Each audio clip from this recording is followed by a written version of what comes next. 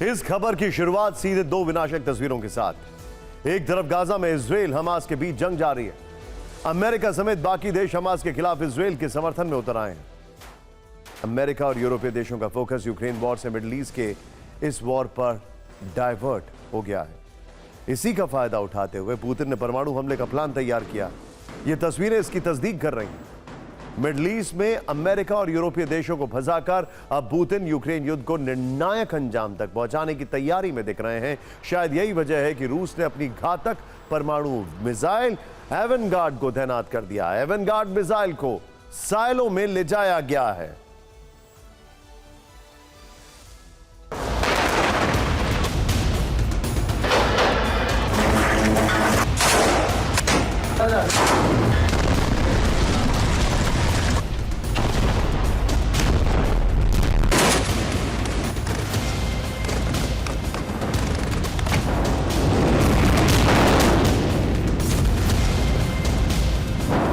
Gaza में जारी भीषण जंग पर पूरी दुनिया की नजरें टिकी है।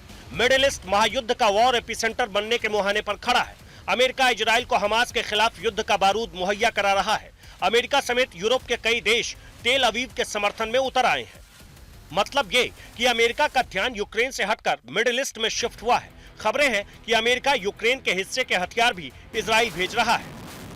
अमेरिका का यूक्रेन से ध्यान हटते ही रूस ने परमाणु विध्वंस का प्लान तैयार कर दिया है। रूस की घातक परमाणु मिसाइल एवनगार्ड को साइलो में ले जाया गया है। रूसी रक्षा मंत्रालय का दावा है कि मिसाइल को कजाकिस्तान की सीमा के पास तैनात किया गया है।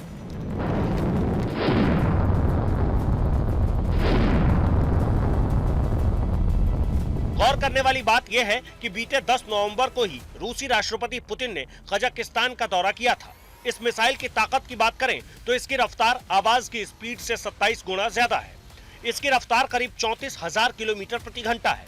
मिसाइल की रेंज 12,000 किलोमीटर से ज्यादा है। मिसाइल को हाइपरसोनिक ग्लाइड व्हीकल के साथ तैनात किया जाता है। यह मिसाइल रडार की पकड़ में भी नहीं आती।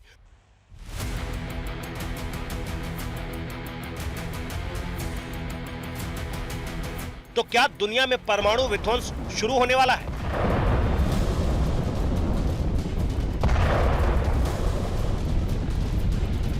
क्योंकि पुतिन ने इस मिसाइल की तैनाती उस वक्त की है जब साइंटिफिक अमेरिकन की एक रिपोर्ट सामने आई है। रिपोर्ट में अमेरिका पर बड़ी तबाही की आशंका जताई गई है। रिपोर्ट में कहा गया कि अगर अमेरिका पर 800 किलो टन की इंटरकॉन्टिनेंटल बैलिस्टिक मिसाइल से हमला हुआ तो यहाँ के 50 में से 48 राज्यों में तबाही मचेगी। सिर्फ 4 दिन में ही 90% लोग यानी करीब 30 करोड़ नागरिक मारे जाएंगे। शेल्टर में छिपने के बावजूद रेडिएशन से करोड़ों लोगों की मौत होगी। मैक्सिको और कनाडा के कई इलाके तक रेडिएशन फैलेगा।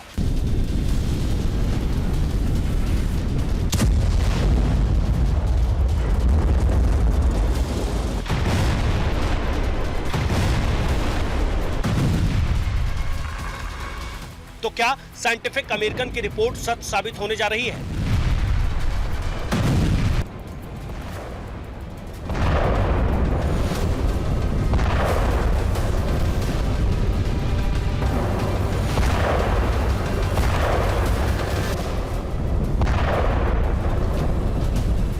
क्या रूस ने यूक्रेन युद्ध के बीच यूरोप अमेरिका के खिलाफ परमाणु युद्ध की तैयारी का बिगुल फूंक दिया है?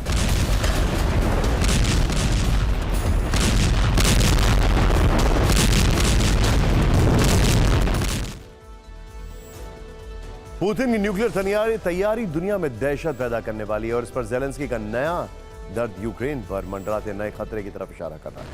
ज़ेलेंस्की का दर्द यह है कि जब से गाजा में युद्ध छिड़ा है तब से यूक्रेन को सप्लाई होने वाले हथियारों की रफ्तार धीमी पड़ गई है और इस कारण से यूक्रेन का रूसी सैनिकों पर काउंटर अटैक भी धीमा हो गया। अमेरिका से आई ये तस्वीर हाथी के दांत खाने के कुछ और दिखाने के कुछ और जैसी है। बाइडेन ने व्हाइट हाउस में फंडिंग बिल पर दस्तखत किए। इजराइल और यूक्रेन को अतिरिक्त मदद न देने को लेकर प्रतिबद्धता जताई, लेकिन सच्चाई इससे उलट है। 7 अक्टूबर को इजराइल पर हमले के बाद से आईडीएफ गाजा में भीषण पलटवार कर रही है। हवाई हमले जबरदस्त हो रहे हैं। इजराइल का बमों का स्टॉक तेजी से खाली हो रहा है। उसी सटीक हमला करने वाले बमों की सख्त जरूरत है जो अमेरिका सीक्रेट तरीके से पूरी भी कर रहा है।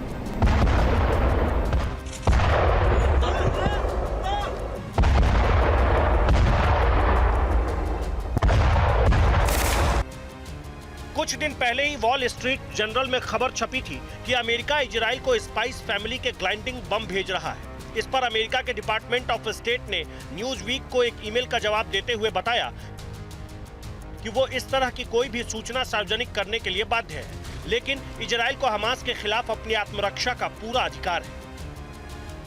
डिपार्टमेंट ऑफ स्टेट ने इस ईमेल में तो ये नहीं बताया कि अमेरिका किस तरह के और कितने ज्यादा बम इजराइल को भेज रहा है, लेकिन न्यूज वीक का दावा है कि अमेरिका ने कथित तौर पर इजराइल को $320 मिलियन की कीमत के बम किट ट्रांसफर करने का मन बनाया है, जिससे इजरायली फोर्स को गाजा में अधिक सटीक बमबारी करने की क्षमता हासिल होगी।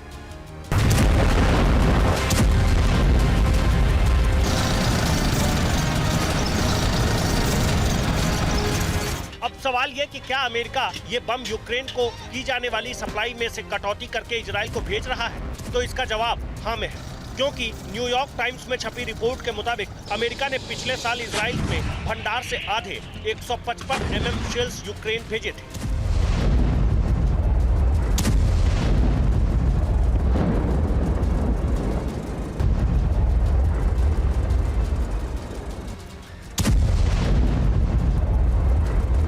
लेकिन अब यूएस का प्लान है कि वो अपने शेल्स को यूक्रेन न भेजकर इजराइल की जरूरत पूरा करेगा।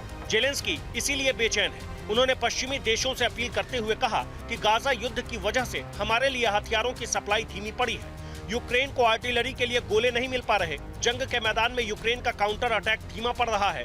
मिडिल ईस्ट में आर्टिलरी शेल्स की डिमांड बढ़ी है और इस कारण रूस से युद्ध में हम कमजोर पड़ सकते हैं। यानी अमेरिका दोनों युद्ध में अपने दोनों सहयोगियों में से अब इजराइल को प्राथमिकता दे रहा है और जानकारों की माने तो गाजा युद्ध की शुरुआत से कहा जा रहा है कि रूस ऐसा चाहता भी था कि अमेरिका दो फ्रंट पर उलझ जाए, जिससे उसका फोकस यूक्रेन से हटे और रूस अपने लक्ष्य को हासिल कर पाए। इस स्ट्रेटजी से ऐसा होता भी दिख रहा है।